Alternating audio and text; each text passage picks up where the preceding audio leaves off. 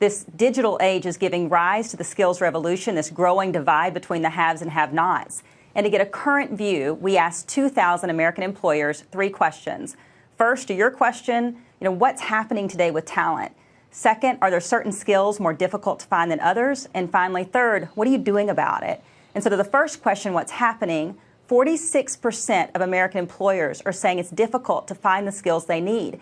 That's up from 14% right after the Great Recession, over a 3x increase since that time. So we're definitely seeing the challenges of companies finding the talent they need.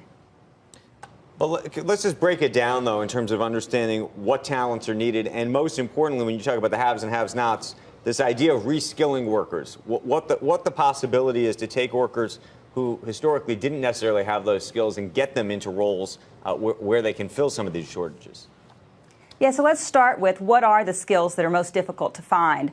Topping the list are skilled trade jobs, things like mechanics, electricians, welders, followed by drivers, so logistics drivers, followed by sales representatives. So those are the most difficult hard skills to find. On the soft skills side, Andrew, we're finding that 61% of these employers are saying communication skills, written and verbal, are the most important skills. Then in terms of your point of, okay, what are you doing about it? How do you reskill workers? Over half of the companies we spoke to are actually investing in training and development. That's up 35% in the last 4 years, up 7% versus just a year ago. And so companies are getting the message that you have to build your own talent is one approach to solving this problem.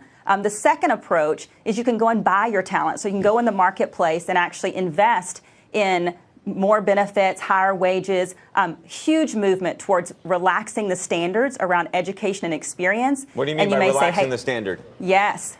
You might ask, what does that mean? Yep. We're actually finding that in the future, because jobs are changing so quickly and the skills life cycle is moving so quickly, that it's much more about what you can do than what you've done in the past. And so the traditional way of I've done this my whole life is now a thing of the past, and we need to assess people on what they can do in the future. So that's really around going in the marketplace and buying your talent. And then the third approach that employers are talking about in our country is actually borrowing the talent, which is curating a group or a community of professionals, whether it's freelancers or independent consultants or temporary workers, curate the talent that you need and borrow them. And so those are the 3 approaches. In terms of relaxing the standards, are you finding that employers are increasingly willing to relax the drug testing standards? I mean, that's what one Beige Book recently found, that employers are willing to relax the drug testing standard. Are you finding that as well in your survey?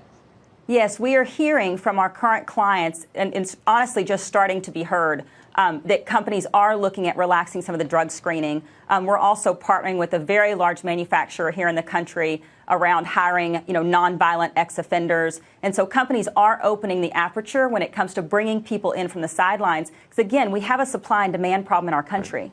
Hey, Becky, real quick, you said 35% of companies are now, did you say it was 35% up, or 35% of companies are now spending money on reskilling? You said that was up 7% this year? 55% are now investing in training development. That's a 35% increase from just 4 years ago. What kind of money are we talking about total?